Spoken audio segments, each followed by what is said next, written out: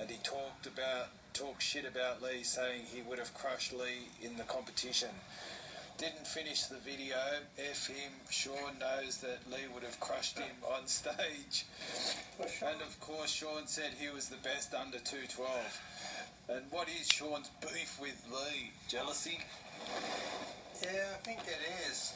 You know, because there's actually a thing on Instagram someone drew my attention to, where Gary from Australia mentioned me about being the best 212, and then someone, he piped in and goes, Lee who?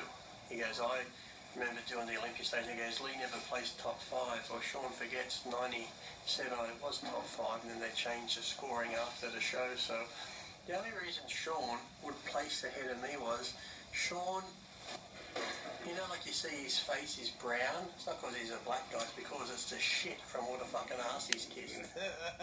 Fucking just stained his skin. Shawn is the fucking whitest guy you'll ever fucking meet, or he wants to be white. But no, Shawn's just always had a thing in. Shawn's one of those guys, he's a big talker anyway, but face to face he won't say shit. Yeah, but he goes, Lee who? I remember Lee Haney and Lee Labrada. Who's this other Lee you talk of? And then he just went on the same sort of thing. Well, he never did this, he never beat me. No, because I think we did the 90, I think he was in the 98 Olympia. And then it's like, you look at the pictures on me side by side, you can't see he was a better bodybuilder. It's like I said, if I came up through the NPC like he did, and fucking brown-nosed my way from day one, kissing ass, doing whatever, being a high, you know, the fucking ass kisser that he is, you ask any other bodybuilder, Paul, all these guys, they fucking hated him because he's like a fucking rat. It's like that guy, if you fucking get caught with drugs, he'll turn you in just to save his own ass. What was the story about him fucking sailing his own mother down the thing about his mother went to jail because the drug turned up at her place and shit like that, so his mother got in trouble for it and he didn't give a shit. Shawn's just all about Shawn. He's been that way from day one. Everybody you ask that knows Shawn says he's an arsehole. So, you don't just get that reputation for nothing, so that's the way Shawn is, and he'll just continue on being that. Oh, he wants to say he's outspoken, he's this, he's that.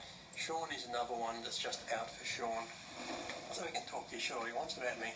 The sad thing is, Shawn, you're still fucking talking about me, aren't you? You don't even cross my fucking mind. I don't even think of you. I think about dog shit more than I think about Shawn Ray. The only time I think about Shawn Ray is something like this. You ask me a question about him, or the other day when someone tagged me in the thing on Instagram about, look what Shawn's saying about you. There you go. But apart from that, I wouldn't even, like I said, I wouldn't even think of him, not at all, but yet for some reason he still thinks of me, so what a shame for Shawn Ray. What a sad little man. Oh well. And he can't say you're the best there because you got to have fair judging to be the best. So, you know, people are always going to say, yes, he had a nice physique, which he did. He had a great bodybuilding body, came in great shape all the time. You know, each year is always consistent, sort of like Dexter Jackson is today. Shawn Ray was like that back then. He's always consistent in his thing, but a lot of Shawn's placings were because of he was the biggest ass kisser around and fucking brown noser. So really you can't say you're the best when there isn't fair judging. So see, was that people are going to say like on the thing, Lee was more freaky, which I had more freaky body parts in him, and he was more like the classical style and that sort of thing. You want to say he was a freaky bodybuilder, but he had nice lines and came in good shape. So, you know, not taking nothing away from Shawn Ray as a bodybuilder. He was a great bodybuilder, probably one of the best in his day back then. Maybe he should have won the Olympia too, but he didn't. But like I said, the bodybuilder Shawn, he's great. The Shawn, the person, the guy who says he's religious and shit like that. Yeah, how religious are you, Shawn? You forget, I travel the world just like you. I go to many places just like you. You've come to Australia, Shawn, and the same people that took you around, I know. So when they tell me what you've done when you're away from your family and wife and shit, you know, don't go preaching God and shit when you're a fucking hypocrite, okay? Yeah, wanting to be with the fitness girls and shit like that and get hooked up when you're overseas in Europe and shit, so let's not fucking play the stupid game here, Shawn, okay? You want to make out like you're fucking holier than thou with your loving family and shit? Yeah, okay. Play that game all you want, but deep down you fucking know the truth. You're a fucking cunt and an arsehole, and as a person, you're a piece of shit. The colour of your skin matches who you are, the colour of shit. But really, if I was shit, I'd be happy because shit will turn white in a couple of days. You're not. You're going to stay brown like the piece of shit you are. So there you go, Shawn Ray. And when you mean ass kissing, what would that involve? Walking away from police and then attempting to ride away on her bike before she was then pulled back by one officer. Let's look at the video. You're being detained now for cooperation. For cooperation of investigation.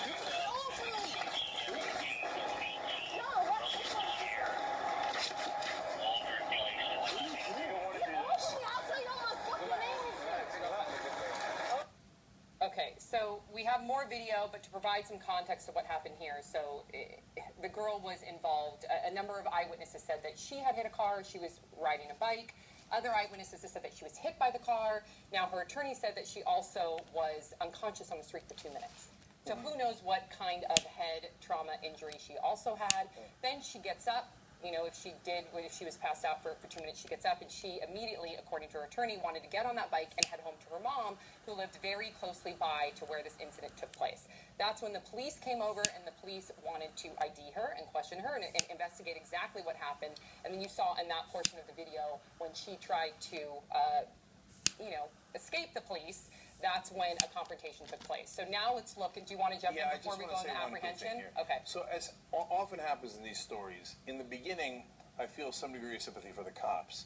Because if the witnesses are saying she hit the car and she just wants to leave the scene, I get why you need to have her not leave the scene. They have to. That's their job. Right. That's their job. So far, it's uncomfortable to look at because she's a young girl, but she's trying to leave, and the cops are trying to get her to stay.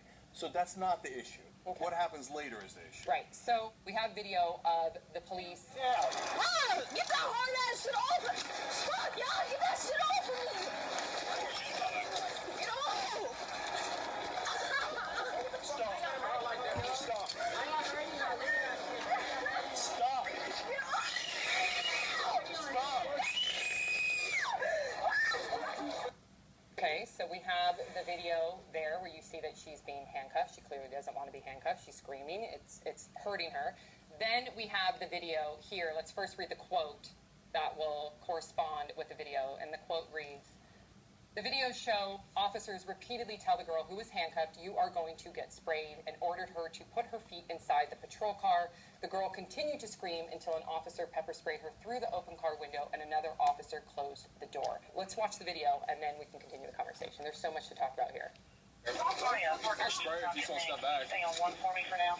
Put your feet in, you're getting sprayed. Put your feet in, you're getting sprayed. Put your feet in. You're gonna get sprayed. Put your feet in. You put your feet in. There you go. I mean, look at that. Come on, man. Come on, hurry.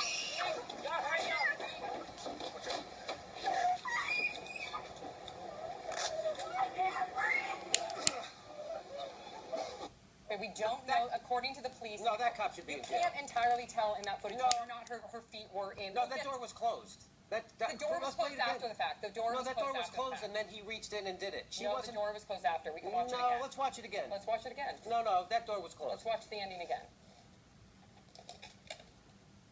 Okay. Are our mics up? Yeah, our mics are up. Okay.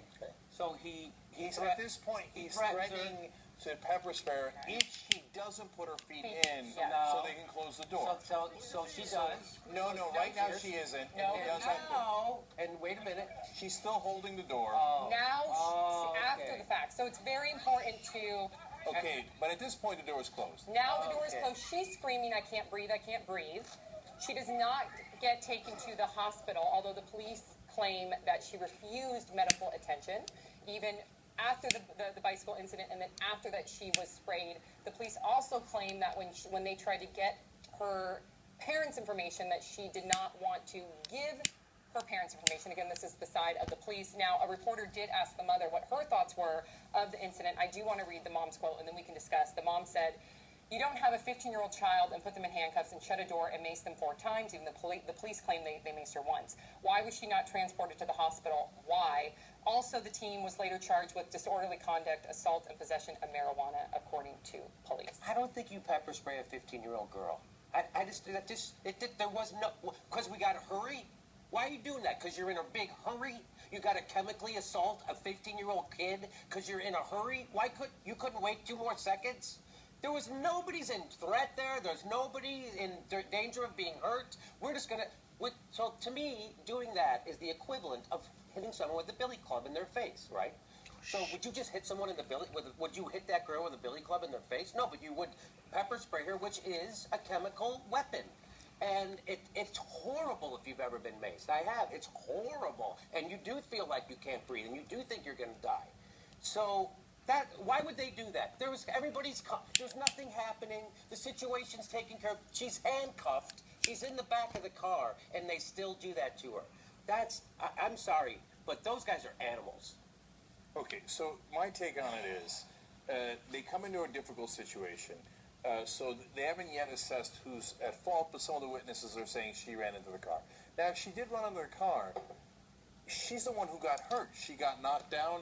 She was, some say she was unconscious for 2 minutes. Usually the bike-car accident favors the car. Yes. Yeah. So the amount of damage she might have done to the car is probably going to be minimal. So, like, even if she's at fault and you think it's a crime, which would be strange because that's not normally a crime, so that would be a minimal thing. So that would lead me to believe, hey, let me use some caution here. Now, God, she's trying to run away. That's super annoying. And maybe because they found pot on her, that's why she wanted to run away. Keep it real, okay? So that's why I say I understand in the beginning, and then I understand that they're annoyed as she's, like, screaming and yada yada. The part where we 100% agree is, look, you almost got her in the car. I know that you continue to be annoyed, but that is not a good enough reason to take a girl who ran into a car, who's 15 years old, who might or might not be hurt, right? She did get back on her bike, but she might be hurt and she doesn't know it.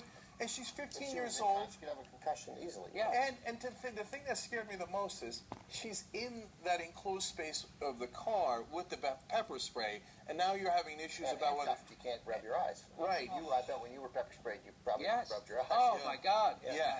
And so I know they have the window open. Don't do that. Don't do that. That's really, really unnecessary. And you've got her handcuffed already. Come on. You don't have to pepper spray a 15-year-old girl that you've got handcuffed because it's going to take you 5 more seconds to get her feet into the car. 5 more seconds. Yeah. Physically, she's 100 pounds. She's 105 she's pounds. Physically lift up her feet and put them in the car. Why wouldn't you do that? Or 8 more minutes. Or 10 minutes, right, yeah. Whatever it is. I don't... Again, it's like you saw him, right, I mean, once again, just like the previous story we did on the Phoenix cops who got fired for making the 19-year-old eat the joint or eat the gram of marijuana, like don't de-escalate the situation. Right? To be fair, they did in the beginning. To be fair, I agree with Cenk. In the beginning, I think we have to look at these police officers who are following their training and their protocol. If you look at how she is defying the police, how she's cursing at the police, how she's trying to escape the police, how she's kicking and screaming at the police, she's not cooperating. They are trying to de-escalate the situation in the beginning. They are trying to issue restraint in the beginning of the situation. And I think they thought their next measure was using the pepper spray. Yeah, but they got her. I agree with you. She's in the back of the seat. She's But in the it's back not of the car. so cut and dry as they should. That part is. That part